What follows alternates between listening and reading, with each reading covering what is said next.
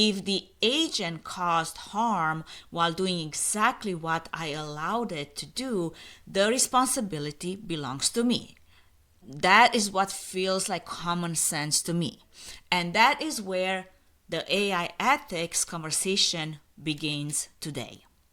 If I had to compress responsible AI adoption into a single sentence, it would be this: AI can perform work, recommend decisions, and take actions, but it cannot absorb responsibility.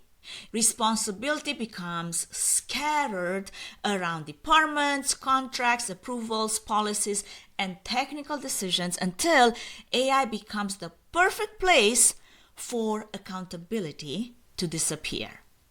Whenever someone tells me that AI made a decision, I want to know which human decided that AI was allowed to make it. That is the person who belongs at the center of the accountability conversation. An AI decision that cannot be reconstructed, explained, or challenged should not be trusted with meaningful authority. Meaningful human oversight requires more than a person clicking approve.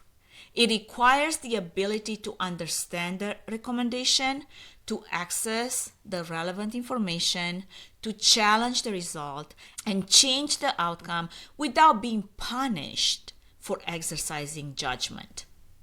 People cannot reasonably be held accountable for decisions they were never realistically allowed to change.